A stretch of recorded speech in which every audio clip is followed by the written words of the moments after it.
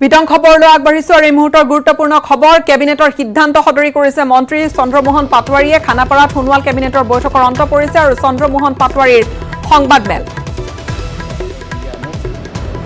বাদ দিছে এক্সক্লুড কৰি দিছে পোনপটীয়া সম্প্ৰচাৰলৈ লৈ গৈছো এই কথা যে মেইন সিদ্ধান্ত এইখিনি হৈছে আৰু বিশেষ তেনেকুৱা আৰু ইম্পৰ্টেণ্ট আৰু যে আপোনালোকক ক'বলৈ ধৰক দুই এখন বিল হয়তো কিবা আমাৰ হেৰি আছিল তো অৰ্ডাৰ আছিল অৰ্ডাৰখিনিতো বিল হৈছে সেইখিনি আপোনালোকে আগতে পাইছে আগতে জনাইছোঁ এইবিলাক কথা গতিকে আৰু বিশেষ আজি বিশেষ নাই আৰু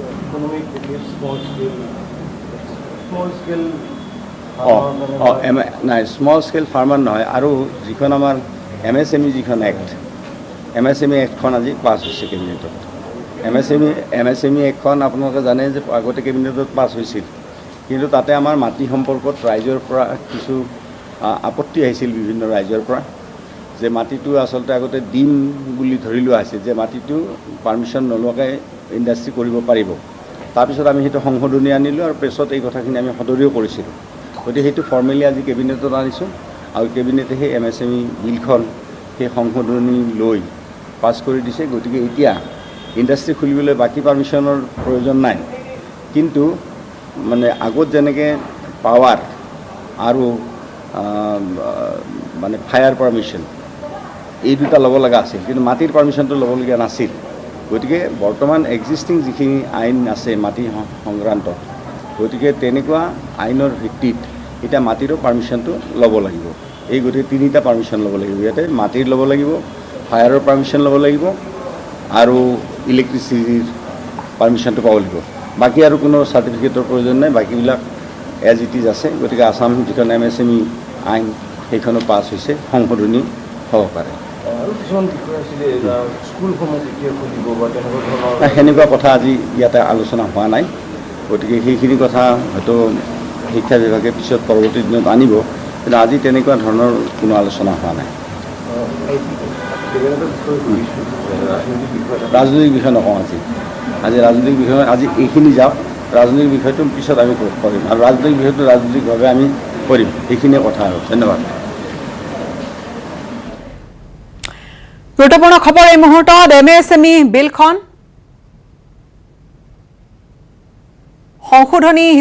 সংশোধনীৰ সৈতে পাছ কৰিছে কেবিনেটে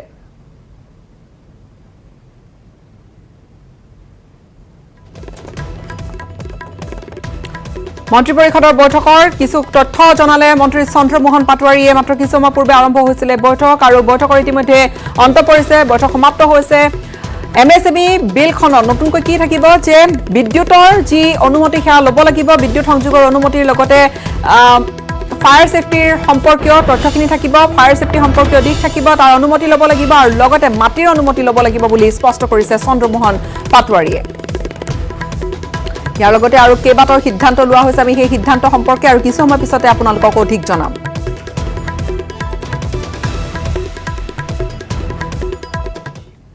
দলীয় সংঘাতৰ মাজতে পুনৰবাৰ অগপ সভাপতি ৰূপে নিৰ্বাচিত হ'ল অতুল বৰা পুনৰ কাৰ্যকৰী সভাপতি পদত কেশৱ মহন্ত ইয়াৰ পাছতে আমবাৰীত অনুষ্ঠিত হ'ল আবতৰীয়া বিহু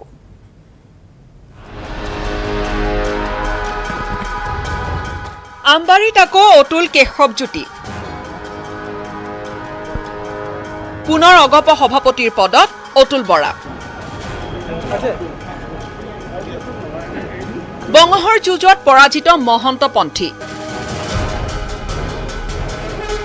তীব্ৰ বিতৰ্ক প্ৰতিক্ৰিয়া গৃহকণ্ডল সকলো ধুলিসাৎ কৰি পুনৰবাৰ আমবাৰীৰ হাতীৰ মাউতৰ দায়িত্ব লাভ কৰিলে অতুল বৰাই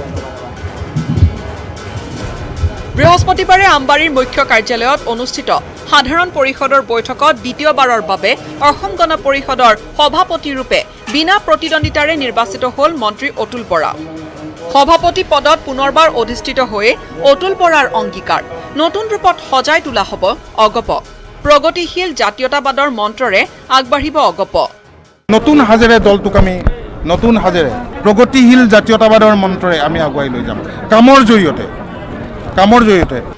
কেৱল ইমানেই নহয় অসমীয়াৰো সংজ্ঞা দিলে অতুল বৰাই ৰাজ্যখনত বিভিন্ন ভাষা ভাষীৰ লোক আছে বিভিন্ন জাতি জনগোষ্ঠীৰ লোক আছে বিভিন্ন ধৰ্মাৱলম্বী লোক আছে মোৰ মূল কথা হৈছে ভাৰতীয় সংবিধানে যাক ভাৰতীয় বুলি কৈছে যিসকলে অসমৰ বায়ু পানী মাটিৰ লগত নিজকে বিলীন কৰি গৈছে সেইসকল অসমত অসমীয়া হিন্দুৱে হওক বা মুছলমানেই হওক বা যি জাতি জনগোষ্ঠীয়ে নহওক সাধাৰণ পৰিষদৰ বৈঠকত উপস্থিত আছিল 52খন জিলা কমিটিৰ প্ৰতিনিধি ইফালে আঞ্চলিক দলটোৰ কাৰ্যকৰী সভাপতি ৰূপে পুনৰবাৰ মনোনীত হয় মন্ত্ৰী কেশৱ মহন্ত অগপ দলক এইবাৰ নতুন সংবিধানে অধিক শক্তিশালী কৰিব এইখন সংবিধানৰ সাংগঠনিক স্তৰ যথেষ্ট বৃদ্ধি কৰা হৈছে সাংগঠনিক দায়িত্ব যথেষ্ট লোকৰ ওপৰত সূক্ষ্মভাৱে দিয়া হৈছে গতিকে দলীয় সংগঠন এইবাৰ এই সংবিধানে অধিক শক্তিশালী কৰিব অতুল কেশৱৰ ৰাজত্ব বাহাল থকাৰ পাছতে আমবাৰীত উঠিল ঢোলৰ গুমগুমনি অৱতৰত বিহুগীতৰ তালে তালে নাচি উঠিল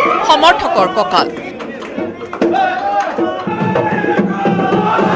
2014 চনত প্ৰথমবাৰৰ বাবে অগপ দলৰ সভাপতিৰ দায়িত্ব লৈছিল অতুল বৰাই ইয়াৰ লগে লগে দলীয় সতীৰ্থৰ বাধা সত্ত্বেও বিজেপিৰে মিত্ৰতা বাহাল ৰখাৰ পথ নিষ্কণ্টক হ'ল অগপৰ উল্লেখ্য যে অতুল বৰা পুনৰ সভাপতি হোৱাৰ কৌশলৰ বিৰুদ্ধে কেইবাখনো জিলা কমিটিৰ বিষয়ববীয়াই গুজৰণি দিছিল যদিও মূৰকত মন্ত্ৰী অতুল বৰাই নিৰ্বাচিত হয় সভাপতিৰূপে অতুল কেশৱৰ নেতৃত্বতে 2021 নিৰ্বাচনত অৱতীৰ্ণ হ'ব অসম গণ পৰিষদ কেমেৰা পাৰ্চন নিতুল কৃষ্ণৰ সহযোগত বিপুল বৰ্মনৰ report news 18 Assam north east আৰু বঙাহৰ যুঁজত পুনৰবাৰ হাৰ মানিলে প্ৰফুল্ল কুমাৰ মহন্তই সাধাৰণ পৰিষদৰ বৈঠকৰ পাছতে অগপৰ প্ৰতিষ্ঠাপক সভাপতিগৰাকীৰ হুংকাৰ সহ্য কৰা নহ'ব অসম চুক্তিক অপমান কৰা কোনো কাম বৃহস্পতিবাৰে অগপৰ কেন্দ্ৰীয় সাধাৰণ পৰিষদৰ বৈঠকৰ পাছতে আমবাৰীত উপস্থিত হ'ল দলৰ প্ৰাক্তন মুখ্যমন্ত্ৰীগৰাকী আৰু হাতত ছেছন আদালতৰ স্থগিতাদেশৰ প্ৰতিলিপি আছিল অতুল বৰা সভাপতিৰূপে নিৰ্বাচিত হোৱা বিষয়টো আদালত আৰু দলীয় সিদ্ধান্তলৈ ঠেলি দিলে মহন্তই ইফালে আদালতৰ নিষেধাজ্ঞাৰ ওপৰত সকলো এৰি দি অগপৰ বিদ্ৰোহী বিধায়ক পবিন্দ্ৰ ডেকা আৰু প্ৰাক্তন মন্ত্ৰী তথা অসম গণ পৰিষদৰ জ্যেষ্ঠ নেতা গুণীন হাজৰিকাই উজৰিলে খুব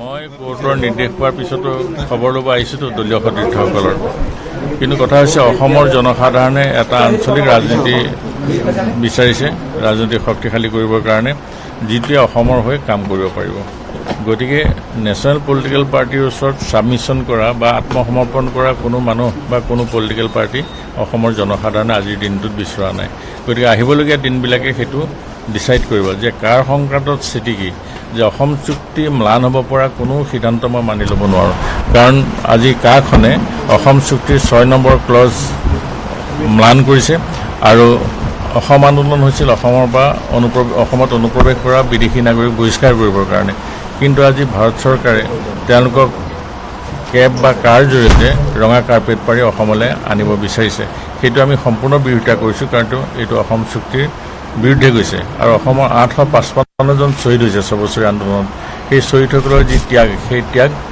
অথলে যাবলৈ আমি দিব নোৱাৰোঁ পাৰ্চনেলি মই কাৰো বিষয়ে ক'বলৈ নাই মই দলৰ নীতিৰ বিষয়ে কৈ আছোঁ নীতি কোনে কাৰ লগত মিত্ৰতা কৰে কি কৰে সেইটো সময় ক'ব কিন্তু কাৰ মই সমৰ্থন কৰিব নোৱাৰোঁ মই পাৰ্চনেলিও নোৱাৰোঁ সাংগঠনিকভাৱেও মই নোৱাৰোঁ কাৰ সমৰ্থন কৰিবৰ কাৰণে আৰু তাৰ বিৰোধিতা মই কৰি আহিছোঁ আগতেও কৰি আহিছোঁ এতিয়াও কৰিছোঁ কাৰণ নৰেন্দ্ৰ মোদী ডাঙৰীয়াই কৈছিল প্ৰথম নিৰ্বাচনটোত যে অসমলৈ যিসকল অনুপ্ৰৱেশ কৰিছে তেওঁলোকে 16 মে'ৰ পিছত তালি টোপোলা ল'ব লাগিব এতিয়া তালি টোপোলা লোৱাৰ সলনি তেওঁলোকক ৰঙা কাৰ্পেট দি আহ্বান জনাইছে আহিবৰ কাৰণে সেইটো সংক্ৰান্তত পাৰ্টীয়ে সিদ্ধান্ত ল'ব সেইটো মই নাজানো কংগ্ৰেছ ইউডিএফৰ মিত্ৰতা সন্দৰ্ভত কেনেকুৱা কৈছে যে সাম্প্ৰদায়িক দলৰ মিত্ৰতা সেইটো সকলো একেলগ হৈ ৰক্ষা কৰিব লাগে কেনেকুৱা ধৰণৰ আহ্বানো হৈছিল সেইটো তেওঁলোকৰ ব্যক্তিগত কথা দুটা দল নাই সেই সংক্ৰান্তত মই কোনো মন্তব্য নিদিওঁ কাৰণ সেইটো সিদ্ধান্ত আমি গণতন্ত্ৰত বিশ্বাসী বা গণতান্ত্ৰিকভাৱে আমি দল গঠন কৰিছোঁ বা বৰ্তমান পৃথিৱীৰ প্ৰায়বোৰ দেশত গণতান্ত্ৰিক ব্যৱস্থাৰে শাসনভাৰ চলি আছে সংসদীয় গণতন্ত্ৰ চলি আছে আমি সংসদীয় গণতন্ত্ৰৰ অংশীদাৰ গতিকে আমি এইটো গণতন্ত্ৰৰ মানে এই তৃতীয় যিটো আমাৰ স্তম্ভ ন্যায়পালিকা এই ন্যায়পালিকা আমি সন্মান কৰা উচিত দলটো শক্তিশালী কৰিবলৈ হ'লে এতিয়া তেখেতসকলে যিধৰণে দলটো চলাই আছে এই তেনেকৈ ধৰিলে দল শক্তিশালী হোৱাৰ কোনো সম্ভাৱনা মোৰ চকুত পৰা নাই। কিন্তু সভাখন বোলে তেওঁলোকে পাতিলে আৰু যিটো এটা অতি মানে অনৈতিক অনিয়ম কাম কৰিলে তেওঁলোকে আদালতে এটা হুকুম দিছিল, সেই হুকুমটো তেওঁলোকে মনা নাই আৰু নপতাকৈ মিটিংখন পাতিছে। আদালতে এই কথাটো স্পষ্টভাৱে কৈছে যে মিটিংখন অবৈধ, মিটিংখন যিটো সময়ত আহ্বান কৰিব লাগিছিল সেইটো সময়ত কৰা নাই আৰু ডিজাষ্টাৰ মেনেজমেণ্ট এক্ট অনুসৰি এই সভাখন তেওঁলোকে পাতিব নোৱাৰে, কিন্তু সভাখন তেওঁলোকে পাতিলে। গতিকে এই বৈধ নহয় সভাখন, সেই কথাটো যিহেতু এটা মহামান্য আদালতে এটা হুকুম দিছে, ইয়াৰ ওপৰত এপিল হ'ব। ইয়াৰ ওপৰত আকৌ ইয়াৰ কাৰণে যিটো এপিল হ'ব, সেই এপিলত হয় ইয়াৰ সম্পূৰ্ণ বিচাৰ হ'ব। এইটো আমি আদালতৰ ওপৰত এৰি দিছোঁ। তেওঁলোকে দলক মানুহক উপেক্ষা কৰাটো বেলেগ কথা, তেওঁলোকে আঞ্চলিকতাবাদক উপেক্ষা কৰিছে। যি আঞ্চলিকতাবাদক লৈ পেলাই জাতীয়তাবাদক লৈ অসম গণ পৰিষদ দলৰ জন্ম হৈছিল, সেইটো উপেক্ষা কৰিছে। আৰু যিসকল সেই বিশ্বাসত, সেই চিন্তাত বিশ্বাসী, সেই বিশ্বাসী মানুহসকলক তেওঁলোকে এলাগী কৰিবলৈ বিচাৰিছে। তেওঁলোকৰ একমাত্ৰ উদ্দেশ্য হ'ল তেওঁলোকে বিজেপিৰ লগত থাকি। সুকণ্ঠী গায়িকা অৰ্চনা মহন্ত আৰু নাই। বৃহস্পতিবাৰে মহানগৰীৰ হেল্থ চিটি হাস্পতালত শেষ নিশ্বাস ত্যাগ কৰিলে অৰ্চনা মহন্তই।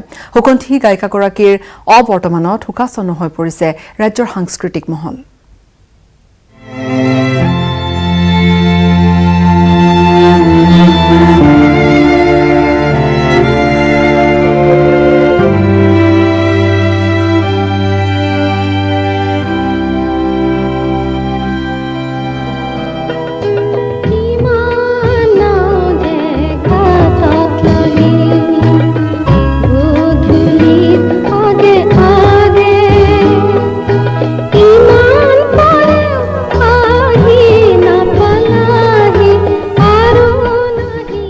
গধূলিৰ আগে আগে ঘাটত লগা নাও চাবলৈ আৰু নাই অৰ্চনা মহন্ত।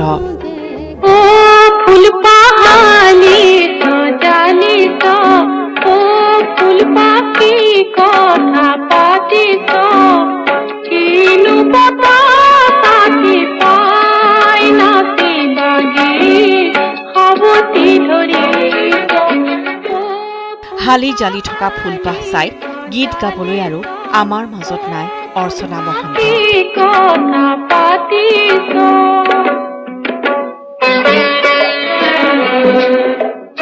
হয়, শত সহস্ৰ গুণমুগ্ধৰ হৃদয়ত শোকৰ বন্যা বোৱাই বৃহস্পতিবাৰে খহি পৰিল সংগীত জগতৰ উজ্জ্বল নক্ষত্ৰ অৰ্চনা মহন্ত।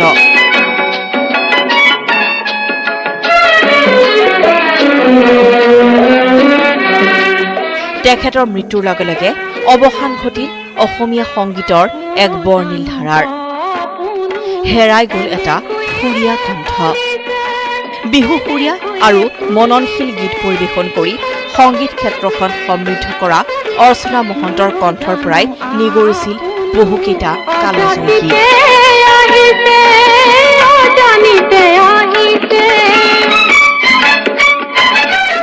সেই তাহানিতে গোৱা কেইবাটাও গীতে আজিও মন প্ৰাণ আপ্লুত কৰে অজস্ৰজনৰ।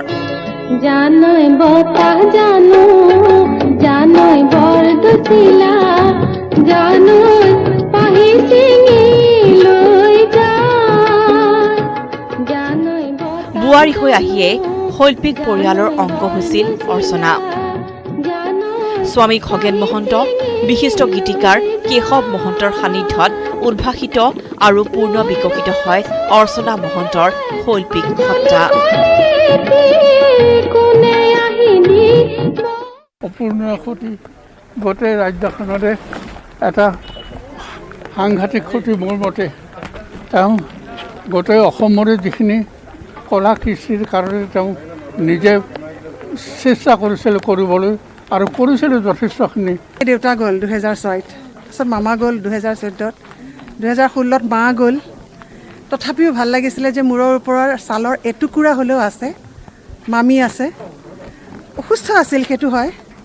যোৱা এটা বছৰ ধৰি মামী যথেষ্ট কষ্ট সন্মুখীন হ'ব লগা হৈছিলে। তথাপি মামী আছিলে, মামী ওচৰলৈ আহিছিলোঁ, মামীয়ে ফোন এটাকে কৰিছিলে।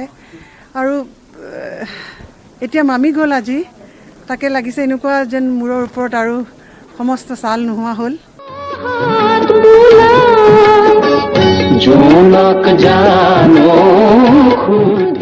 গীতৰ মাজতেই জীৱনৰ ছন্দ বিচাৰি পোৱা অৰ্চনা মহন্তৰ কণ্ঠত জীপাল হৈছিল কেশৱ মহন্ত বিৰচিত কেইবাটাও কালজয়ী গীত। পৰৱৰ্তী সময়ত সুৰ সম্ৰাট স্বামী খগেন মহন্তৰ সৈতে যুটীয়াভাৱে কেইবাটাও মন পৰশা গীত পৰিৱেশন কৰি জনপ্ৰিয়তা অৰ্জন কৰিছিল অৰ্চনা মহন্তই। ৭০-৮০ দশকত বিহু মঞ্চ মানি খগেন অৰ্চনা মঞ্চ জুটি।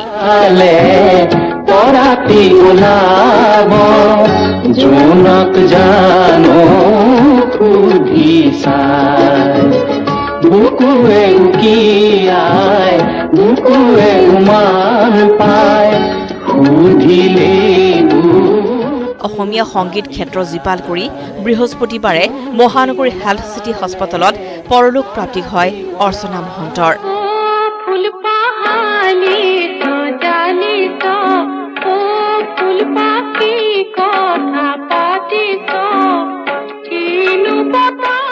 মগজুৰ ৰক্তক্ষৰণ হৈ ১৪ জুলাইত চিকিৎসাধীন হোৱা অৰ্চনা মহন্তৰ মৃত্যুত শোকস্তব্ধ হৈ পৰিছে সাংস্কৃতিক মহল। মৃত্যুৰ সময়ত অৰ্চনা মহন্তই এৰি থৈ যায় পুত্ৰ জনপ্ৰিয় কণ্ঠশিল্পী অংগৰাগ পাপন মহন্ত আৰু কন্যা কিংকিনীক। বিয়লি শিল্পীগৰাকীৰ নশ্বৰ দেহ লৈ যোৱা হয় নিগাজীপামৰ বাসগৃহলৈ।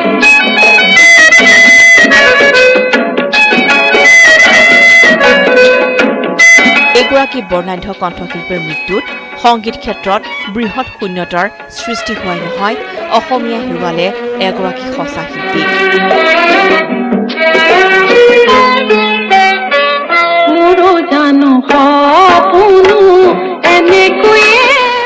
Bureau report, news 18 Assam north east.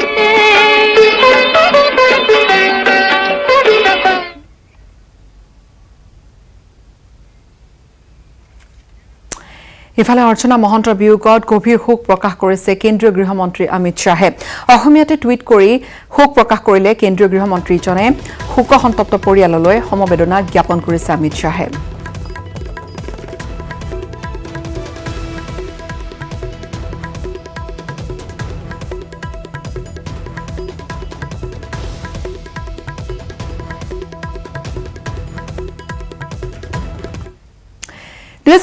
নিৰ্বাচনী তৎপৰতাৰে অসমলৈ আহিছিল বিজেপিৰ ৰাষ্ট্ৰীয় সাংগঠনিক সাধাৰণ সম্পাদক BL সন্তোষ। ইখনৰ পিছত সিখন মাৰাথন সাংগঠনিক বৈঠকত মিলিত হৈ BL সন্তোষে দিলে বিশেষ মন্ত্ৰণা। BL সন্তোষৰ মন্ত্ৰণালৈ আত্মবিশ্বাসী অসম প্ৰদেশ বিজেপিয়ে আৰম্ভ কৰিব মিছন 100+। সমষ্টি সলনি কৰিব নোৱাৰিব লবিবাজি কৰিব সকিয়ালে BL সন্তোষে। সমষ্টিত গণভিত্তি হেৰুৱা বৰ্তমানৰ বহু বিধায়কে 2021 নিৰ্বাচনত সলনি কৰাৰ মন কৰিছিল সমষ্টি। এই কথাৰ উমান অসম প্ৰদেশ বিজেপিৰ পৰা পোৱাৰ পিছতে সকিয়নি ৰাষ্ট্ৰীয় সাংগঠনিক সাধাৰণ সম্পাদক BL সন্তোষৰ। তিনিদিনীয়া কাৰ্যসূচীৰে অসমলৈ আহি ইখনৰ পিছত সিখন ৰুদ্ধদ্বাৰ সাংগঠনিক বৈঠকত মিলিত হোৱা BL সন্তোষৰ প্ৰশ্ন, সেইজন কি নেতা যি সলনি কৰিবলগীয়া হয় সমষ্টি? অকল সমষ্টি কেন্দ্ৰিক কথাই নহয়, লবি কেন্দ্ৰিক ৰাজনীতিৰ পৰা যাতে সকলো আঁতৰি থাকে তাকো স্পষ্ট কৰি দিলে BL সন্তোষে। বুদ্ধং শৰণং গোস্বামী, সংঘং শৰণং গোস্বামী শ্লোকৰ উদ্ধৃতি দি BL সন্তোষে লগতে ক'লে, মই সোণোৱালৰ মানুহ, মই হিমন্তৰ মানুহ, এইবোৰ নচলিব। সকলোকে এক হৈ থাকি মিছন 100 সফল কৰিবলৈ উদগনি দি আন এক সকিয়নি BL সন্তোষৰ। ডিচেম্বৰলৈকে টিকট বিচাৰি দুৱাৰে দুৱাৰে ঘূৰা বন্ধ। খবৰ পালেই টিকট প্ৰত্যাশীক দিয়া হ'ব নিগেটিভ মাৰ্ক। এয়া হৈছে বন্ধ দুৱাৰৰ ভিতৰৰ খবৰ। আনহাতে BL সন্তোষৰে বৈঠক সমাপ্ত কৰি চৰকাৰ গঠন কৰাৰ অংগীকাৰ মুখ্য মুখপাত্ৰ ৰূপম গোস্বামী। ৰাষ্ট্ৰীয় সাংগঠনিক সাধাৰণ সম্পাদক BL সন্তোষৰ মন্ত্ৰণালৈ এতিয়া অধিক আত্মবিশ্বাসী হৈ পৰিছে অসম প্ৰদেশ বিজেপি। 4 ছেপ্টেম্বৰৰ পৰা মিছন 100ৰ লক্ষ্যৰে বিজেপিয়ে ল'ব 100 দিনীয়া ৰণকৌশল। 4 ছেপ্টেম্বৰত বিজেপিৰ কাৰ্যনিৰ্বাহক 100 দিনীয়া নিৰ্বাচনী ৰণকৌশল ল'ব বিজেপিয়ে। 4 ছেপ্টেম্বৰ তাৰিখে আমাৰ যিখন ষ্টেট এক্সিকিউটিভ সেই ষ্টেট এক্সিকিউটিভ অনুষ্ঠিত হ'ব গুৱাহাটীত আমি 100 দিনীয়া কাৰ্যসূচী প্ৰস্তুত কৰি উলিয়াম আৰু সেইদিন আমি ঘোষণা কৰিম আৰু এই 100 দিন সম্পূৰ্ণ নিৰ্বাচন কেন্দ্ৰিক হ'ব আৰু ইতিমধ্যে আজিৰ এই সভাত আমি সকলোৱে নিজকে নিৰ্বাচনৰ কাৰণে প্ৰস্তুতি এক সংকল্প লওঁ আনকি ৰূপম গোস্বামীয়ে কিমান ভোট পাব তাৰো কৰিলে অংক ইতিমধ্যে আমাৰ 42 লক্ষ সদস্য আছে আৰু এই 42 লক্ষ সদস্য এটা ভোট কেনেকৈ আনিব পাৰোঁ এটা যদি ভোট আনো আমাৰ প্ৰায় 84 লাখ ভোট আমি পাবলৈ সক্ষম হ'ম আমাৰ ইয়াত অসমত প্ৰায় 2 কোটি ভোটাৰ আছে আৰু তাৰে ভিতৰত 75% ধৰিলে 1.5 কোটি মান পলিং হয় আৰু তাৰ ভিতৰত যদি আমি 44 লক্ষ ভোট পাবলৈ সক্ষম হয় প্ৰায় 56% হয় আমি আমাৰ জয় নিশ্চিত আগন্তুক নিৰ্বাচনত চ্যালেঞ্জেস আছে তাৰ লগত সম্পূৰ্ণ অপৰচুনিটিজ আছে এটা কথা ঠিক যে বন্ধ দুৱাৰৰ ভিতৰত বিএল সন্তোষে দিয়া মন্ত্ৰণা আৰু সকিয়নিৰ পৰা এটা কথা স্পষ্ট যে দিল্লীয়ে খবৰ ভালকৈ ৰাখে অসম প্ৰদেশ বিজেপিৰ কেমেৰাত মনোজ দুৱাৰাৰ সহযোগত Raju Baruah News 18 Assam north east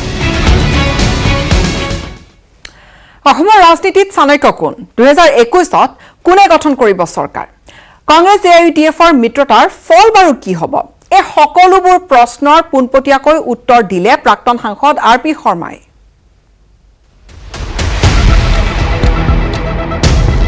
2021ত কোনে গঠন কৰিব চৰকাৰ কংগ্ৰেছী আৰ পি শৰ্মাৰ স্পষ্ট উত্তৰ চৰকাৰ হ'ব কংগ্ৰেছ এআইইউডিএফ মিত্ৰজোঁটৰ বিজেপিয়ে অতি বেছি পাব 35খন আসন অহংকাৰে ধ্বংস কৰিব বিজেপিক অহংকাৰে বিজেপিক ধ্বংস কৰিব ইমানে বেছি অহংকাৰ হৈছে মূল্যবৃদ্ধি ইমান বেছি কৰি দিছে 85 টকা পেট্ৰল য'ত সাউদি আৰবিয়া $40 খাৰুৱা তেল দি আছে বেৰেল কংগ্ৰেছ এআইইউডিএফ মিত্ৰজোঁটৰ জটিল সমীকৰণ সৰল ভাষাত বুজাই দিলে প্ৰাক্তন সাংসদ আৰ পি শৰ্মাই 2016ত কংগ্ৰেছৰ আসন আছিল 26খন এআইইউডিএফৰ 13খন দুয়ো দলৰ মিত্ৰতা নোহোৱাৰ বাবে কংগ্ৰেছে হেৰুৱাইছিল 28খন আসন আৰ পি শৰ্মাৰ মতে মিত্ৰতাৰ পাছত এইবাৰ স্পষ্ট হ'ব সমীকৰণ অতি কমেও 67খন আসনেৰে 2021ত চৰকাৰ গঠন কৰিব কংগ্ৰেছ এআইইউডিএফ মিত্ৰজোঁটে যোৱাবাৰ আপুনি চিন্তা কৰক 26টা ভোটৰ সিটত কংগ্ৰেছ জিকিছিলে এলায়েন্স নকৰাৰ কাৰণে 28টা ভোটত কংগ্ৰেছ হাৰিছে 54টা হ'ল আৰু 14টা এআইডিএফে পাইছিলে কিমান হ'ল 68 হৈ গ'ল এনে চৰকাৰ আহি আছে অংকত আজি যিবিলাক সিট আছে বিজেপিৰ হাতত 20খন সিট কংগ্ৰেছ এআইইউডিএফৰ মিত্ৰতাৰ পাছত ভয়তে বিজেপিৰ বহু ৰথী মহাৰথীৰ টোপনি হেৰুৱা বুলিও মন্তব্য কৰিলে প্ৰাক্তন সাংসদগৰাকীয়ে গতিকে কিহৰ কাৰণে ইমান ভয় কৰাৰ কাৰণে তোমাৰ চিঞৰ নহ'লে চুপচাপ থাকো না তোমাৰ তো ভাল পাব লাগে এআইডিএফৰ কংগ্ৰেছ এলায়েন্স হৈ যাওক আপাৰ আছাম আমি সব বিজেপি পাই যাম আমাৰ চৰকাৰ মতলব য'তে যায় অকল এআইডিএফ ৰাতি সপোনতো এআইডিএফ কংগ্ৰেছ আৰ পি শৰ্মাৰ মতে এতিয়া ৰাম লক্ষ্মণ আৰু ভৰতৰ মাজত ক্ষমতাৰ যুঁজ চলিছে বিজেপিত ৰাজপাট চলাইছে ৰামে ৰজা হোৱাৰ ইচ্ছা লক্ষ্মণৰ কিন্তু শেষ মুহূৰ্তত বাই ডিফল্ট ৰজা হ'ব পাৰে ভৰত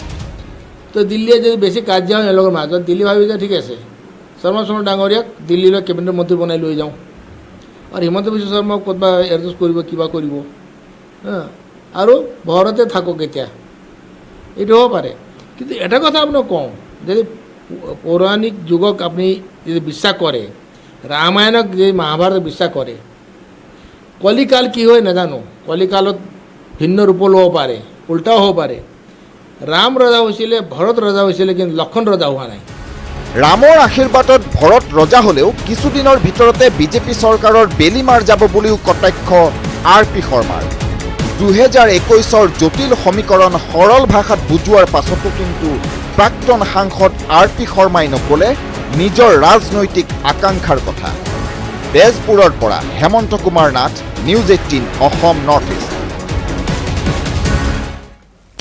অনলাইন পাঠ্যক্ৰমৰ নামত ভেকু ভাওনা চলিছে নেকি ৰাজ্যত পাঠ গ্ৰহণৰ পৰা বঞ্চিত হৈছে হাজাৰ হাজাৰ দৰিদ্ৰ শিক্ষাৰ্থী খুদ অসম সৰ্বশিক্ষা সঞ্চালকৰ কাৰ্যালয়ত এই বিষয়ে চলিছে সৰব চৰ্চা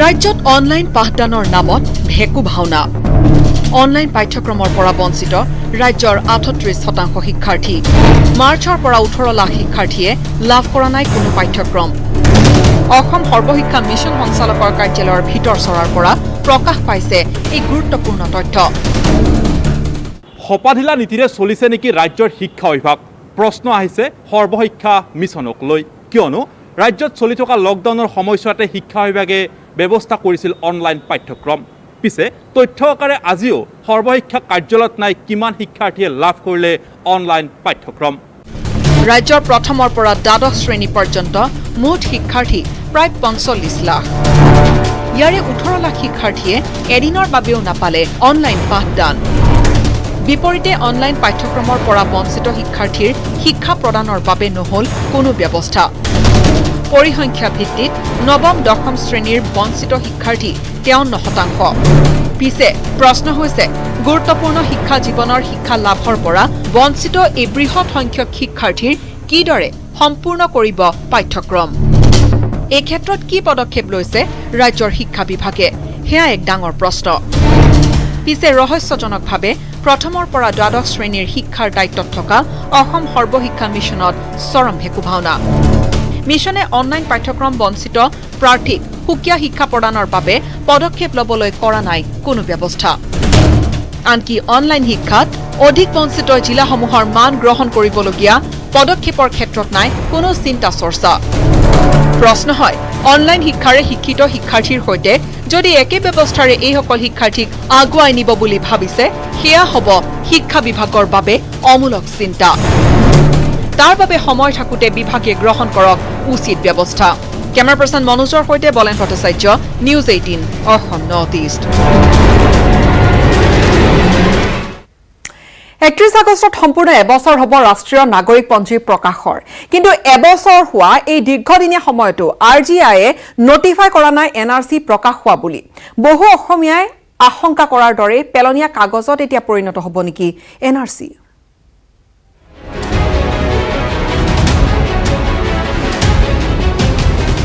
আশংকা আকৌ আশংকা এনআৰচিক লৈ ৰহস্যজনক ভূমিকা আৰজিআই এই আশংকাৰ প্ৰথমটো কাৰণ এবছৰ হবৰ হ'ল এনআৰচি প্ৰকাশৰ ৩১ আগষ্টত এবছৰ হ'ব এনআৰচি প্ৰকাশৰ কিন্তু এই পৰ্যন্ত আৰজিআইয়ে জাননী জাৰি কৰা নাই এনআৰচি প্ৰকাশ হোৱা বুলি তেনেস্থলত অসমীয়া মানুহে আশংকা কৰাৰ দৰে এনআৰচি পেলনীয়া কাগজ হ'বগৈ নেকি ৰাষ্ট্ৰীয় নাগৰিক পঞ্জী প্ৰকাশৰ এটা বছৰ হোৱাৰ পাছতো এনআৰচিত নাম নথকা সকললৈ ৰিজেকশ্যন স্লিপ প্ৰেৰণ কৰা নাই এনআৰচি কৰ্তৃপক্ষই কিন্তু প্ৰশ্নটো হ'ল কি কাৰণত এনআৰচি কৰ্তৃপক্ষই এনআৰচিত নাম নথকা সকললৈ আজিও প্ৰেৰণ কৰিব পৰা নাই ৰিজেকশ্যন স্লিপ আমাৰ অনুসন্ধানত পোহৰ লৈ আহিছে কেইবাটাও অপ্ৰিয় সত্য কাৰণ ১ ডিছপ'জিং অফিচাৰে নাম কৰ্তন কৰি লিখা বহু স্পিকিং অৰ্ডাৰত আছে ব্যাপক খেলিমেলি কাৰণ ২ স্পিকিং অৰ্ডাৰত থকা খেলিমেলিৰ পৰীক্ষা আজিও সম্পূৰ্ণ হোৱা নাই মূলতঃ এই দুটা কাৰণৰ বাবে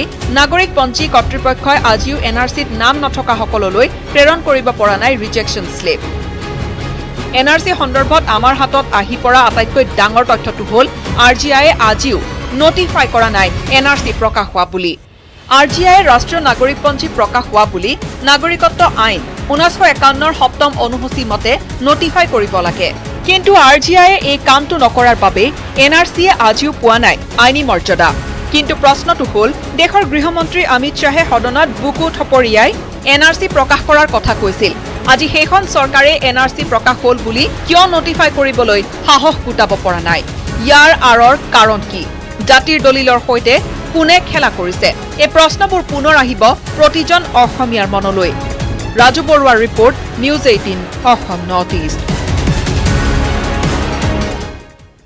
সোণাৰী আছুত খহনীয়া আছু এৰি বিজেপিত লগ লাগিল একাংশ ছাত্ৰ নেতা বিজেপিত যোগদানৰ পাছতে আছু নেতৃত্বক তোলা ধুনা ন বিজেপিৰ ৰাজনৈতিক দল গঠনৰ পূৰ্বেই আছুত খহনীয়া সোণাৰীৰ একাংশ আছু নেতা কৰ্মীৰ বিজেপিত যোগদান বিজেপিত যোগদানৰ পাছতে আছুৰ বিৰুদ্ধে 100 অভিযোগ আনিলে একালৰ ছাত্ৰ নেতা ৰিপু দেওঘৰীয়াই। বিজেপি পালি নেতাজনৰ মতে এতিয়া আছুত চলিছে একনায়কত্ববাদ। একাংশ শীৰ্ষ নেতাই সাধাৰণ কৰ্মীক হাৰাশাস্তি কৰাৰো অভিযোগ বিজেপি পালি নেতাৰ। হাৰাশাস্তিৰ বাবে আছু এৰি বিজেপিত যোগ দিয়া বুলিও চাফাই গালে চৰাইদেউৰ প্ৰাক্তন ছাত্ৰ নেতা ৰিপু দেওঘৰীয়াই। যিহেতু মোৰ ওপৰত যি স্বেচ্ছাচাৰী শাসন আৰু যি দমনমূলক নীতি নিয়ম আৰু যিবিলাক মৰ্মতালি আৰু মোৰ ওপৰত মানসিকভাৱে হাৰাশাস্তি আৰু সামাজিকভাৱে অপদস্থ কৰাৰ বাবে মই মৰ্মাহত হৈ মই নিজ স্বেচ্ছাই এইবিলাক কাম কাজত মই স্বেচ্ছাই লিখিতভাৱে তেখেতলোকক এখন প্ৰত্যয়পত্ৰ দাখিল কৰি মই সদৌখন ছাত্ৰ সন্থাৰ বহাত আঞ্চলিক ছাত্ৰ সন্থাৰ পৰা চিৰদিনৰ বাবে বিদায় লৈছিলোঁ।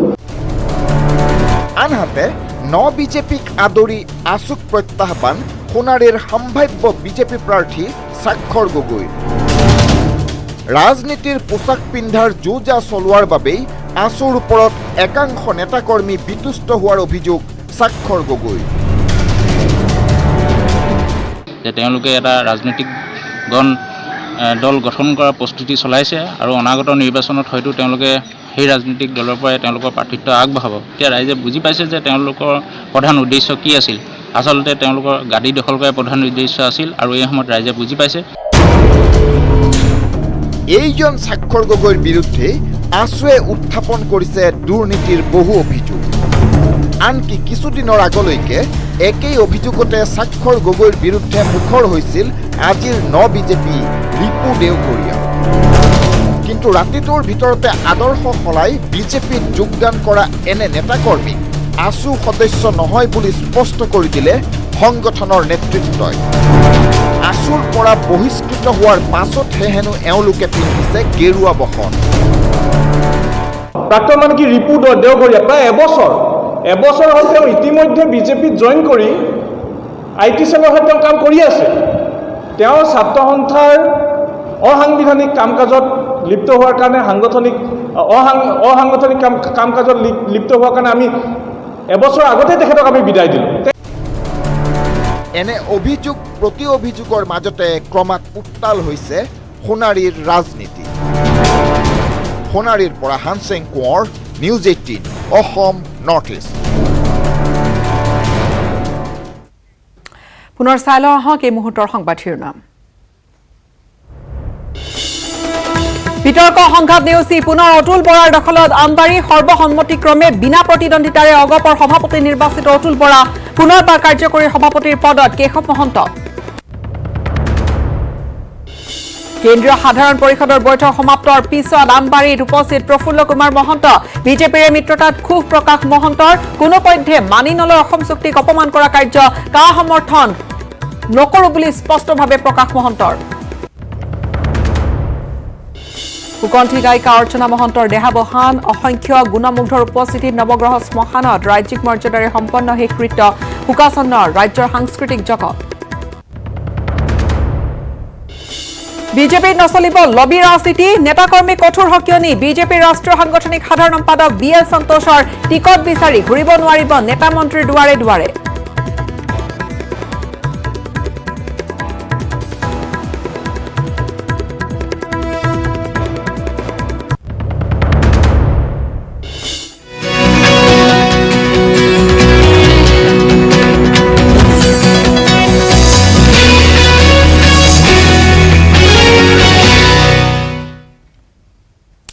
পুনৰ বাতৰিৰ মাজলৈ আগবাঢ়িছো। বঙাহৰ যুঁজত পুনৰবাৰ হাৰ মানিলে প্ৰফুল্ল মহন্তই। সাধাৰণ পৰিষদৰ বৈঠকৰ পাছতে অগপৰ প্ৰতিষ্ঠাপক সভাপতিগৰাকীৰ হুংকাৰ, সহ্য কৰা নহব অসম চুক্তিক অপমান কৰা কোনো কাম।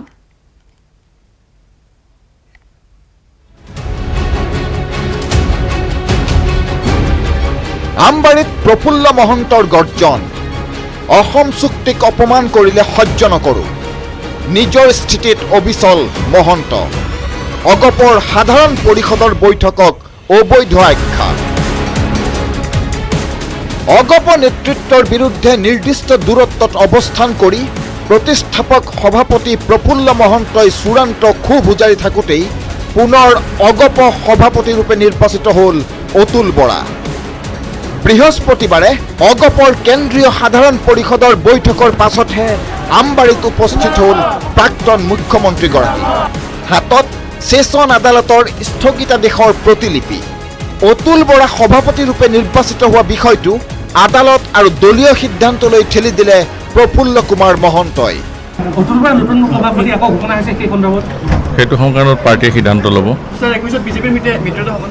সেইটো মই নাজানো। বিগত 4 বছৰে অগপ নেতৃত্বৰ বিৰুদ্ধে তীব্ৰ ক্ষোভ প্ৰকাশ কৰি আহিছে প্ৰফুল্ল কুমাৰ মহন্তই। কিন্তু তাৰ পাছতো মহন্তক গুৰুত্বহীন কৰি ইটোৰ পিছত সিটো সিদ্ধান্ত গ্ৰহণ কৰিছে অতুল বৰাপন্থীয়ে। আদালতৰ নিষেধাজ্ঞাৰ ওপৰত সকলো এৰি দি অগপৰ বিদ্ৰোহী বিধায়ক পবিন্দ্ৰ ডেকা আৰু প্ৰাক্তন মন্ত্ৰী তথা অসম গণ পৰিষদ দলৰ জ্যেষ্ঠ নেতা গুণীন হাজৰিকাৰ ক্ষোভ। আমি গণতন্ত্ৰত বিশ্বাসী বা গণতান্ত্ৰিকভাৱে আমি দল গঠন কৰিছোঁ বা বৰ্তমান পৃথিৱীৰ প্ৰায়বোৰ দেশত গণতান্ত্ৰিক ব্যৱস্থাৰে শাসনভাৰ চলি আছে, শংকৰদেৱ গণতন্ত্ৰ চলি আছে। আমি শংকৰদেৱ গণতন্ত্ৰৰ অংশীদাৰ, গতিকে আমি এইটো গণতন্ত্ৰৰ মানে এই তৃতীয় যিটো আমাৰ স্তম্ভ ন্যায়পালিকা, এই ন্যায়পালিকা আমি সন্মান কৰা উচিত। অনৈতিক অনিয়ম কাম কৰিলে তেওঁলোকে আদালতে এটা হুকুম দিছিল, সেই হুকুমটো তেওঁলোকে মনা নাই আৰু নপতাকৈ মিটিংখন পাতিছে। আদালতে এই কথাটো স্পষ্টভাৱে কৈছে যে মিটিংখন অবৈধ, মিটিংখন যিটো সময়ত আহ্বান কৰিব লাগিছিল সেইটো সময়ত কৰা নাই। ইফালে ৰহস্যজনকভাৱে অগপ নেতৃত্বৰ হাতত নপৰিল ছেছন আদালতৰ স্থগিতাদেশৰ প্ৰতিলিপি।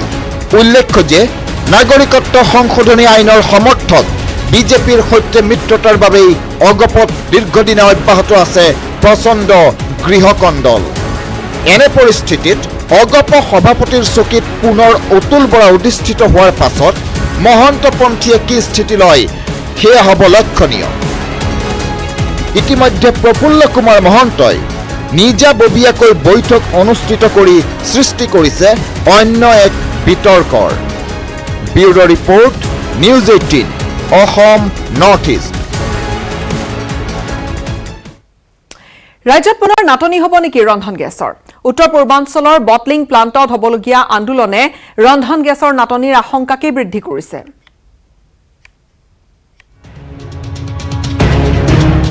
বন্ধ থাকিব বটলিং প্লাণ্ট, ৰন্ধন গেছৰ নাটনিৰ আশংকা।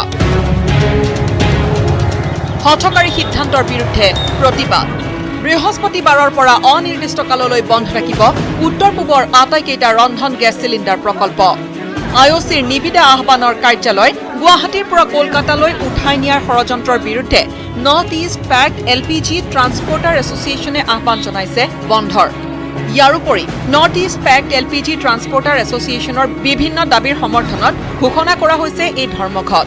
বন্ধ থাকিব উত্তৰ গুৱাহাটী ৰন্ধন গেছ প্ৰকল্প, মিৰ্জা ৰন্ধন গেছ প্ৰকল্প, বঙাইগাঁও ৰন্ধন গেছ প্ৰকল্প, গোপানাৰী ৰন্ধন গেছ প্ৰকল্প, দুলিয়াজান ৰন্ধন গেছ প্ৰকল্প, চেকমাই ৰন্ধন গেছ প্ৰকল্প, ডিমাপুৰ ৰন্ধন গেছ প্ৰকল্প আৰু ত্ৰিপুৰা ৰন্ধন গেছ প্ৰকল্প। উত্তৰ পূবতে ৰন্ধন গেছ ছাপ্লাই হয়। ইয়াৰ লগত আমাৰ কমচে কম আপোনাৰ 1400-1500 গাড়ী, এখন গাড়ী 306টা বা 342টা চিলিণ্ডাৰ যায়। গতিকে সম্পূৰ্ণচে আজিৰ পৰা ৰাজ্যখনত কিছু নাটনি অনুভৱ হ'ব। কাৰণ আমি ৰাজ্যবাসীৰ ওচৰত ক্ষমা প্ৰাৰ্থনা কৰিছোঁ তাৰ বাবে আমাৰ সমস্যাসমূহ দূৰ নোহোৱা কৰি আমি তাৰমানে আৰু গাড়ী চলাই নিয়াটো আমাৰ পক্ষে আৰু সম্ভৱ হৈ থকাগৈ নাই। আইঅচি কৰ্তৃপক্ষই থলুৱাক বঞ্চিত কৰি বণিগোষ্ঠীক ৰঙা দলিচা পাৰি দিয়া কাৰ্যৰ বিৰুদ্ধেও প্ৰতিবাদ সাব্যস্ত কৰিব এই ধৰ্মঘটৰ সময়ত। কিন্তু এই ধৰ্মঘটৰ ফলত সাধাৰণ জনতাই জীয়াতু ভোগাৰ আশংকাই দেখা দিছে। অনিৰ্দিষ্টকালীন ধৰ্মঘটৰ ফলত বন্ধ হ'ব ৰন্ধন গেছৰ যোগান। চৰকাৰে এতিয়া কি সিদ্ধান্ত লয় তাৰ ওপৰত নিৰ্ভৰ কৰিব ভৱিষ্যত কাৰ্যপন্থা। উত্তৰ গুৱাহাটীৰ পৰা Rantu Baishya, news 18 Assam north east. News 18ৰ সাংবাদিক গুঞ্জন কলিতা আৰু ভিডিঅ' সাংবাদিক হিতেশ ডেকালৈ কৰোনা যোদ্ধাৰ ৰাষ্ট্ৰীয় সন্মান। বিশ্বত্ৰাস মহামাৰী কৰোনাৰ ভয়াৱহতাৰ সময়ছোৱাতে দেশৰ বিভিন্ন ক্ষেত্ৰত যিসকল লোকে নিজৰ জীৱনক তুচ্ছ জ্ঞান কৰি দিনে নিশাই ৰাইজৰ সেৱাত ব্ৰতী হৈ আছে তেনে ব্যক্তি বিশেষলৈ ইণ্টাৰনেশ্যনেল ফেডাৰেশ্যন অৱ জাৰ্নেলিষ্টৰ পৰামৰ্শ মৰ্মে নেশ্যনেল ইউনিয়ন অৱ জাৰ্নেলিষ্ট ইণ্ডিয়াই আগবঢ়োৱা কৰোনা যোদ্ধাৰ এই ৰাষ্ট্ৰীয় সন্মান। আৰু চলিত বৰ্ষৰ মে মাহত NUJR উদ্যোগত দেশৰ খ্যাতনামা সাংবাদিক ডক্টৰ আলোক মেহতাৰ নেতৃত্বত এখন 11জনীয়া ৰাষ্ট্ৰীয় কৰোনা যোদ্ধা নিৰ্বাচন কমিটি গঠন কৰা হয়।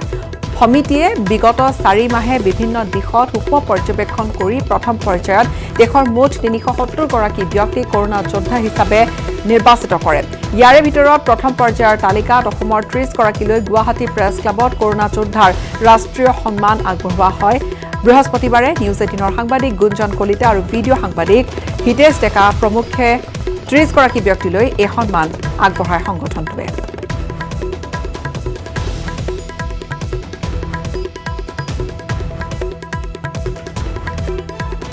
কৰোনা মহামাৰী এই মহামাৰীত এতিয়ালৈকে আমাৰ সমগ্ৰ বিশ্বত 200ৰো অধিক সাংবাদিকে তেওঁলোকৰ মৃত্যু হৈছে কৰোনাত আৰু আমাৰ অসম ভাৰতৰ কেইবাগৰাকী সাংবাদিকৰ মৃত্যু হৈছে। অসমতো আমাৰ সাংবাদিকসকল ভালেসংখ্যক সাংবাদিক ইতিমধ্যে কৰোনা আক্ৰান্ত হৈ হস্পিটেলাইজ হৈছে। গতিকে আমাৰ সাংবাদিকসকলে আমাৰ ৰাজ্যখনৰ কৰোনা পৰিস্থিতি এতিয়া অলপ উদ্বেগজনক হৈ আছে আৰু আমাৰ সাংবাদিক সমাজে সন্মুখলৈ আহি সন্মুখত থাকি কাম কৰিবলগীয়া হৈছে আৰু এই মুহূৰ্তত আমাৰ ৰাজ্যখনৰ বহুবিলাক বাতৰি কাকত আলোচনী বন্ধ হৈ পৰিছে এই কৰোনাৰ সৃষ্ট পৰিস্থিতিৰ কাৰণে। এই মুহূৰ্তত আমাৰ আশা চৰকাৰৰ প্ৰতি এইটোৱে বাঢ়ি যে চৰকাৰে এনেকুৱা এটা ব্যৱস্থা কৰক যাৰ জৰিয়তে আমাৰ এই অসমৰ সংবাদ মাধ্যমৰ প্ৰতি যিটো ভাবুকি আছে সেই ভাবুকি যাতে প্ৰতিহত হয় আৰু এই ভাবুকিৰ পৰা যাতে আমাৰ সংবাদ মাধ্যম ৰক্ষা পৰে এইটো আমাৰ গুৱাহাটী। আজি এই অনুষ্ঠান কৰিছে ইয়াত নেশ্যনেল ইউনিয়ন অফ জাৰ্নেলিষ্টৰ উদ্যোগত আমাৰ আছাম এছ'চিয়েশ্যন অফ জাৰ্নেলিষ্টে খুব সুন্দৰ পদক্ষেপ তেওঁলোকৰ আৰু আশা কৰিছোঁ এই পদক্ষেপে আমাৰ সাংবাদিকসকলকো উদ্বুদ্ধ কৰিব তেওঁলোকে যিধৰণে সাহসেৰে আগবাঢ়ি এই যুঁজখনৰ সন্মুখত আছে তেওঁলোকক আৰু এনেকৈ কাম কৰি যাবলৈ সাহস দিব। ৰাজ্যত চৰম দুৰ্দশাত ভুগিছে খেল আৰু খেলুৱৈসকল। ভোকৰ ভাতমুঠিৰ বাবে গুৱাহাটীৰ ৰাহাজুদ্দিন আহমেদৰ দৰে শিৱসাগৰৰ এগৰাকী ৰাষ্ট্ৰীয় পৰ্যায়ৰ ফুটবলাৰে পাচলিৰ দোকান দিবলগীয়া হৈছে ৰাজপথত।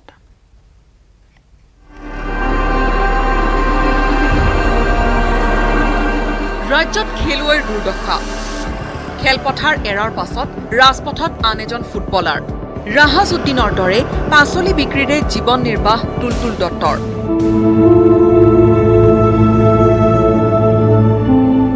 একালত টুলটুল দত্তৰ নামটোৱে খেলপথাৰলৈ টানি আনিছিল হাজাৰজনক। শিৱসাগৰত গ'লৰ জোৱাৰ তোলা টুলটুল দত্ত এসময়ত চামিল হৈছিল অসম দলত। 1986 আৰু 1987 চনত অসমৰ হৈ সন্তোষ ট্ৰফিত ভাগ লৈছিল টুলটুল দত্তই। কিন্তু 1988 চনৰ বৰদলৈ ট্ৰফিত পোৱা বাওঁ ভৰিৰ এটা আঘাতে শেষ কৰি দিলে টুলটুল দত্তৰ কেৰিয়াৰ। গ'ল দিব নোৱাৰা হোৱা টুলটুলক পাহৰিলে ক্ৰীড়া সংগঠকে।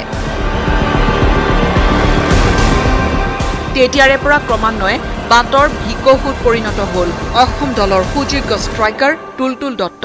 বিৰাট দুখৰ কথা যে আমাৰ লিখীয়া প্লেয়াৰখিনি যদি এনেকৈ বহি থাকে তেতিয়া নতুন প্ৰজন্মবিলাকে কি কৰিব? তেওঁলোকৰতো উৎসাহ নাবাঢ়ে।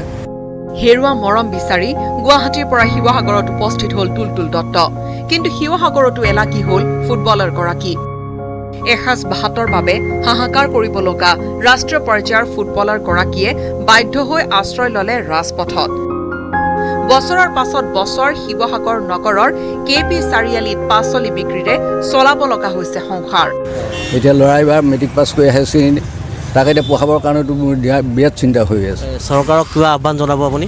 চৰকাৰক জনাওঁ আহ্বান, যদি কিবা এটা আমাক ব্যৱস্থা কৰি দিয়ে তেতিয়া আমাক দেখি পিনি নতুন প্ৰজন্মবিলাকে খেলৰ প্ৰতি আগ্ৰহী হৈ দেশৰ নাম উজ্জ্বল কৰিবলৈ তেওঁলোকো আগবাঢ়ি আহিব।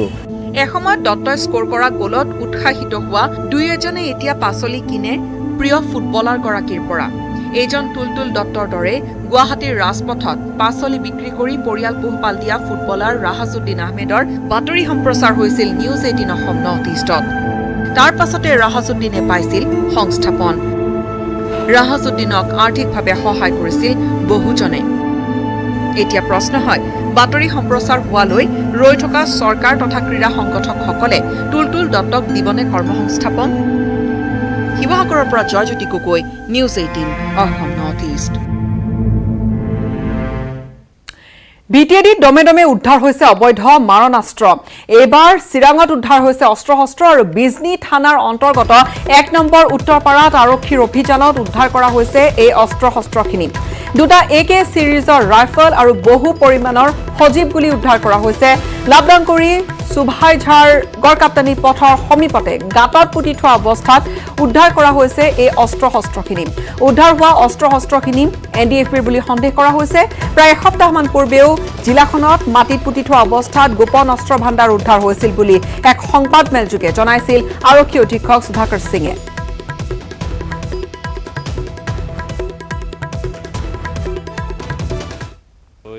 ইনফৰমেশ্যন ডেভেলপ কৰি পেলাই আমাৰ এডিশ্যনেল SP আৰু SDPO বিজনী আৰু আমাৰ OC আমাৰ বিজনী থানা ষ্টাফ তেওঁলোকে গ'ল তেওঁলোক গৈ পেলাই যিটো এৰিয়াত আমাৰ খবৰ আছিলে এইটো লাভডাংগুৰি ৰোডৰ ওচৰত একজেক্ট গাঁৱটো হ'ল আপোনাৰ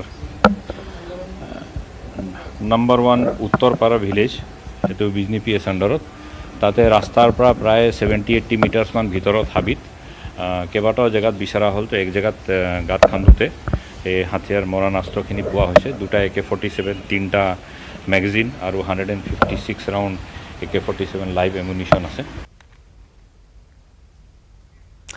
নলবাৰীৰ পথাৰত কৃষকৰ হুমুনিয়া পানীৰ অভাৱত নষ্ট হৈছে বিঘাই বিঘাই ধান খেতি পানীৰ অভাৱত অচিন ৰোগে চানি ধৰিছে খেতি পথাৰ এফালৰ পৰা মৰহি গৈছে সেউজীয়া ধাননি নলবাৰীৰ পথাৰত কৃষকৰ হুমুনিয়া নষ্ট হৈছে বিঘাই বিঘাই ধান খেতি অচিন ৰোগে চানি ধৰিছে খেতি পথাৰ এফালৰ পৰা ৰঙচুৱা হৈছে ধাননি বানে জুৰুলা কৰা নলবাৰীত এইবাৰ খৰাঙৰ বাবে কৃষকৰ হুমুনিয়া বানে ধোৱা পথাৰত কৃষকে কঠোৰ শ্ৰম কৰা ধান খেতি পানীৰ অভাৱত এতিয়া অচিন ৰোগত আক্ৰান্ত বিঘাই বিঘাই নষ্ট হোৱাৰ উপক্ৰম হৈছে ধান খেতি এফালৰ পৰা ৰঙচুৱা হালধীয়া পৰি গৈছে কৃষকে সপোন ৰচা খেতিডৰা একমাত্ৰ বতৰৰ ওপৰতে ভৰসা কৰা কৃষকৰ পানীৰ অভাৱত অচিন ৰোগে ধৰিছে ধান খেতিত নাই কোনো ধৰণৰ জলসিঞ্চন আঁচনি নলবাৰী জিলাৰ প্ৰায়বোৰ অঞ্চলৰ দৰে বৃহত্তৰ বালিলেচা নামডোঙাকে ধৰি প্ৰতিটো স্থানৰ খেতি পথাৰত এতিয়া দুৰ্ভগীয়া কৃষকৰ হুমুনিয়া আঘোণৰ পথাৰত সোণগুটি চপোৱাৰ সপোনেৰে কঠোৰ শ্ৰম কৰি খেতি কৰা কৃষকসকল এতিয়া নিৰুপায় মজা খোৱা পকা খাই একদম নোহোৱা কৰি ফেলছি কোনো ধৰণৰ চৰকাৰী বিষয়া বা কোনো গ্ৰাম সেৱক অহা নাই কোনো দিন অহা নাই ইয়াকে MLA হওক বা হেৰি হওক কোনো ধৰণৰ এটা মানুহ ইয়াতে দেখিবলৈ পোৱা নাযায় পানীৰ অভাৱত পানী আমাৰ জলসিঞ্চন ব্যৱস্থা আছে বালিলেচাত আছে কিন্তু আমাৰ এইপিনে নাই এইপিনে এই পথাৰত কোনো জলসিঞ্চনৰ ব্যৱস্থা নাই বেনাৰ হৰ্ডিং অথবা বিজ্ঞাপনেৰে অসমীয়াক বজাৰ আৰু পথাৰ দখল কৰিবলৈ আহ্বান কৰা হৈছে ঠিকেই কিন্তু কৃষকৰ সমস্যাবোৰক বুজ ল'বনে চৰকাৰে জলসিঞ্চনৰ ব্যৱস্থা কৰিবনে কৃষকক নলবাৰীৰ পৰা ত্ৰিদীপ কলিতাৰ report news 18 Assam north east আপুনি বাৰু অনলাইন যোগে সামগ্ৰী ক্ৰয় কৰে নেকি যদি কৰে তেনেহলে আপুনি সাৱধান হ'ব কিয়নো অতি জনপ্ৰিয় অনলাইন ব্যৱসায়িক প্ৰতিষ্ঠান ফ্লিপকাৰ্টত সামগ্ৰী ক্ৰয় কৰি ৰাম ঠগন খালে মহানগৰীৰ সৰুসজাৰ এজন যুৱকে লালমাটিৰ দীপজ্যোতি কলিতাই কিছুদিন পূৰ্বে ফ্লিপকাৰ্টত এটা মোবাইল ফোন অনলাইন অৰ্ডাৰ দিছিল কিন্তু মোবাইল ফোনৰ বিপৰীতে সম্পূৰ্ণৰূপে সিল কৰা অৱস্থাত আহিল কেইটামান শিলৰ টুকুৰাহে যাৰ পিছত প্ৰতিষ্ঠানটোৰ বিৰুদ্ধে ক্ষোভত ফাটি পৰিছে যুৱকজন মই আপোনাৰ কিমান তাৰিখে মোবাইল অৰ্ডাৰ দিছিলোঁ এটা মানে দেউতাৰ কাৰণে মোৰ চ' 10,000 হয় অপো A12 চ' আজি ডেলিভাৰী কথা আছিল ৰাতিপুৱা ফোন কৰি ক'লে যে আপোনাৰ অৰ্ডাৰ এটা আছে আহি যাব তো আহি কিনে যেতিয়া খুলি কিনে চাওঁ পাথৰ ওলাইছে তিনিচুকীয়া জিলা উপায়ুক্ত কাৰ্যালয়ৰ সন্মুখত বাঘজানবাসীৰ প্ৰতিবাদ অব্যাহত আছে অস্থায়ী আশ্ৰয় শিবিৰ স্থাপন কৰি প্ৰতিবাদ কৰি আছে বাঘজানবাসীয়ে আজি চতুৰ্থ দিনাও অস্থায়ী শিবিৰতে আশ্ৰয় লৈ আছে দুৰ্ভগীয়া লোকসকলে প্ৰতিবাদী কাৰ্যসূচীত আসু মটক যুৱ ছাত্ৰ সন্মিলন মৰাণ ছাত্ৰ সন্থায়ো অংশগ্ৰহণ কৰিছে চাৰিদিনে বাঘজানবাসীয়ে প্ৰতিবাদ অব্যাহত ৰাখিছে যদিও এতিয়ালৈকে প্ৰশাসনে কিন্তু কোনো গুৰুত্ব আৰোপ কৰা নাই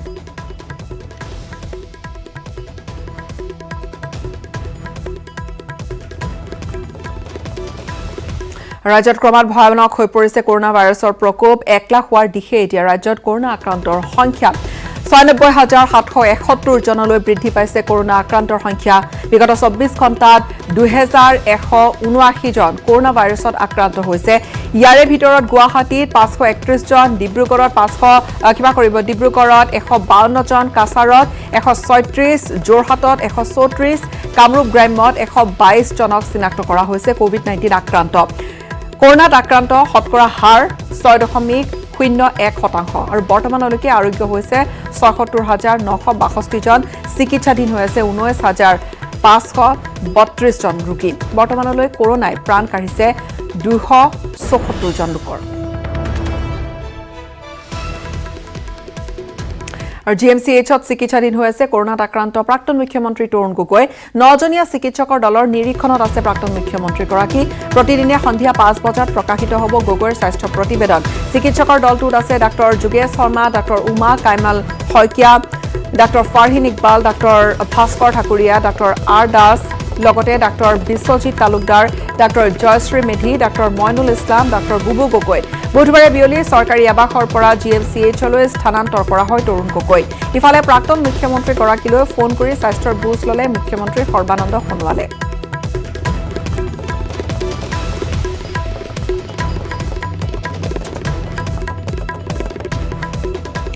লকডাউনত স্তব্ধ হৈ পৰিছে বৰাকৰ জনজীৱন মহামাৰী কৰোনাৰ গ্ৰাসৰ পৰা 27 আগষ্টৰ পৰা 4 ছেপ্টেম্বৰলৈ প্ৰশাসনে বলবৎ কৰিছে লকডাউন বৰাকত পুনৰ লকডাউন 27 আগষ্টৰ পৰা 4 ছেপ্টেম্বৰলৈ স্তব্ধ হ'ব বৰাক উপত্যকা বৃহস্পতিবাৰৰ পৰা বৰাক উপত্যকাত আৰম্ভ হৈছে সম্পূৰ্ণ লকডাউন স্তব্ধ হৈ পৰিছে বৰাক উপত্যকাৰ তিনিওখন জিলা শেহতীয়াকৈ অতি দ্ৰুতগতিত কৰোনা সংক্ৰমণ আৰু মৃতকৰ সংখ্যা বৃদ্ধি পোৱাৰ বাবেই জিলা প্ৰশাসনে লৈছে এই সিদ্ধান্ত লকডাউনে স্তব্ধ কৰিছে জনজীৱন কিন্তু লকডাউনত খোলা থাকিব ফাৰ্মাচী গেলামালৰ দোকান আৰু নিত্য প্ৰয়োজনীয় সেৱা খোলা থাকিব চৰকাৰী কাৰ্যালয় আৰু বেংক প্ৰতিষ্ঠানো দেওয়া হয়েছে অ্যাকচুয়ালি ঠিকই দেওয়া হয়েছে এবং এটা আরও আগে করলে ভালো ছিল যেটা সরকার ছাড় দিয়েছে কিছু রাস্তায় বেরোনোর জন্য আরও অনেক কিছু দিয়েছে সেগুলো না দিয়ে পুরো লকডাউনটা হলে খুব ভালো ছিল কেননা আমাদের ডেইলি 50 থেকে 60 জন করে করোনা এফেক্টেড বাড়ছে লকডাউনলৈ ৰাইজে সঁহাৰি জনাইছে হাইলাকান্দি জিলাত জিলাখনত বন্ধ হৈ পৰিছে বজাৰ আৰু যান বাহনৰ চলাচল কিন্তু দোকান পোহাৰ বন্ধ থাকিলেও এই লকডাউনক হঠকাৰী সিদ্ধান্ত আখ্যা দিছে বহুজনে প্রশাসনে এই ডিসিশন নেওয়ার পিছনে কারণটা হচ্ছে গিয়ে হাইলাকান্দিতে গোষ্ঠী সংক্রমণ বা কমিউনিটি স্প্রেড সেটা এক লেভেলে হয়ে গেছে এক লেভেলে পর্যায়ে পৌঁছে গেছে সেই হিসাবে এটাকে কন্ট্রোল করতে গেলে লকডাউন দরকার সেই পয়েন্ট অফ ভিউতে প্রশাসনের ডিসিশন ঠিক আছে কিন্তু কিছু বিষয় আছে সেই বিষয়ে আমি বলবো প্রশাসনকে একটু নজর দেওয়া দরকার কারণ এই 10 দিনের লকডাউনকে সাধারণ মানুষ বা গরিব মানুষ একটু এফেক্টেড হয় বিগত সময়ত বৰাক উপত্যকাত ভয়ংকৰভাৱে বৃদ্ধি পাইছিল কৰোনাৰ সংক্ৰমণ মৃত্যু হৈছিল বহু লোকৰ তাৰে পৰিপ্ৰেক্ষিতত জিলা প্ৰশাসনে জাৰি কৰিছে লকডাউনেৰে কৰোনা সংক্ৰমণ ৰোধ কৰিব বুলি আশা কৰিছে জিলা প্ৰশাসনে কৰিমগঞ্জৰ পৰা গৌৰীশ নন্দী আৰু হাইলাকান্দিৰ পৰা Rahul Chakraborty news 18 Assam north east 2021 নিৰ্বাচনী তৎপৰতাৰে অসমলৈ আহিছিল বিজেপিৰ ৰাষ্ট্ৰীয় সাংগঠনিক সাধাৰণ সম্পাদক BL সন্তোষ ইখনৰ পিছত সিখন মাৰাথন সাংগঠনিক বৈঠকত মিলিত হৈ BL সন্তোষে দিলে বিশেষ মন্ত্ৰণা BL সন্তোষৰ মন্ত্ৰণালৈ এতিয়া আত্মবিশ্বাসী অসম প্ৰদেশ বিজেপিয়ে আৰম্ভ কৰিব মিছন 100+ এই প্ৰতিবেদন আগবঢ়াই বিদায় লৈছো ধন্যবাদ সমষ্টি হলনি কৰিব নোৱাৰিব লবিবাজি কৰিব হকিয়ালে BL সন্তোষে সমষ্টিত গণভিত্তি হেৰুৱা বৰ্তমানৰ বহু বিধায়কে 2021 নিৰ্বাচনত হলনি কৰাৰ মন কৰিছিল সমষ্টি এই কথাৰ উমান অসম প্ৰদেশ বিজেপিৰ পৰা পোৱাৰ পিছতে হকিয়নি ৰাষ্ট্ৰীয় সাংগঠনিক সাধাৰণ সম্পাদক BL সন্তোষৰ তিনিদিনীয়া কাৰ্যসূচীৰে অসমলৈ আহি ইখনৰ পিছত সিখন ৰুদ্ধদ্বাৰ সাংগঠনিক বৈঠকত মিলিত হোৱা BL সন্তোষৰ প্ৰশ্ন সেইজন কি নেতা যি হলনি কৰিবলগীয়া হয় সমষ্টি অকল সমষ্টি কেন্দ্ৰিক কথাই নহয় লবি কেন্দ্ৰিক ৰাজনীতিৰ পৰা যাতে সকলো আঁতৰি থাকে তাকো স্পষ্ট কৰি দিলে BL সন্তোষে বুদ্ধং শৰণং গোস্বামী সংঘং শৰণং গোস্বামী শ্লোকৰ উদ্ধৃতি দি BL সন্তোষে লগতে ক'লে মই সোণোৱালৰ মানুহ মই হিমন্তৰ মানুহ এইবোৰ নচলিব সকলোকে এক হৈ থাকি মিছন 100 সফল কৰিবলৈ উদগনি দি আন এক হকিয়নি BL সন্তোষৰ ডিসেম্বৰলৈকে টিকট বিচাৰি দুৱাৰে দুৱাৰে ঘূৰা বন্ধ খবৰ পালেই টিকট প্ৰত্যাশীক দিয়া হ'ব নিগেটিভ মাৰ্ক। এয়া হৈছে বন্ধ দুৱাৰৰ ভিতৰৰ খবৰ। আনহাতে BL সন্তোষৰে বৈঠক সমাপ্ত কৰি চৰকাৰ গঠন কৰাৰ অংগীকাৰ মুখ্য মুখপাত্ৰ ৰূপম গোস্বামীৰ। ৰাষ্ট্ৰীয় সাংগঠনিক সাধাৰণ সম্পাদক BL সন্তোষৰ মন্ত্ৰণালয় এতিয়া অধিক আত্মবিশ্বাসী হৈ পৰিছে অসম প্ৰদেশ বিজেপি। 4 ছেপ্টেম্বৰৰ পৰা মিছন 100ৰ লক্ষ্যৰে বিজেপিয়ে ল'ব 100 দিনীয়া ৰণকৌশল। 4 ছেপ্টেম্বৰত বিজেপিৰ কাৰ্যনিৰ্বাহক 100 দিনীয়া নিৰ্বাচনী ৰণকৌশল ল'ব বিজেপিয়ে। 4 ছেপ্টেম্বৰ তাৰিখে আমাৰ যিখন ষ্টেট এক্সিকিউটিভ সেই ষ্টেট এক্সিকিউটিভ অনুষ্ঠিত হ'ব গুৱাহাটীত। আমি 100 দিনীয়া কাৰ্যসূচী প্ৰস্তুত কৰি উলিয়াম আৰু সেইদিন আমি ঘোষণা কৰিম আৰু এই 100 দিন সম্পূৰ্ণ নিৰ্বাচন কেন্দ্ৰিক হ'ব। আৰু ইতিমধ্যে আজিৰ এই সভাত আমি সকলোৱে নিজকে নিৰ্বাচনৰ কাৰণে প্ৰস্তুতি এক সংকল্প লওঁ। আনকি ৰূপম গোস্বামীয়ে কিমান ভোট পাব তাৰো কৰিলে অংক। ইতিমধ্যে আমাৰ 42 লক্ষ সদস্য আছে আৰু এই 42 লক্ষ সদস্য এটা ভোট কেনেকৈ আনিব পাৰোঁ, এটা যদি ভোট আনো আমাৰ প্ৰায় 84 লাখ ভোট আমি পাবলৈ সক্ষম হ'ম। আমাৰ ইয়াত অসমত প্ৰায় 2 কোটি ভোটাৰ আছে আৰু তাৰে ভিতৰত 75% ধৰিলে 1.5 কোটিমান পলিং হয় আৰু তাৰ ভিতৰত যদি আমি 44 লক্ষ ভোট পাবলৈ সক্ষম হয় প্ৰায় 56% হয়, আমি আমাৰ জয় নিশ্চিত। আগন্তুক নিৰ্বাচনত চেলেঞ্জেছ আছে, তাৰ লগত সম্পূৰ্ণ অপৰচুনিটিজ আছে। এটা কথা ঠিক যে বন্ধ দুৱাৰৰ ভিতৰত BL সন্তোষে দিয়া মন্ত্ৰণা আৰু সকিয়নিৰ পৰা এটা কথা স্পষ্ট যে দিল্লীয়ে খবৰ ভালকৈ ৰাখে অসম প্ৰদেশ বিজেপিৰ। কেমেৰাত মনোজ দুৱাৰাৰ সহযোগত Raju Baruah, News 18 Assam north east.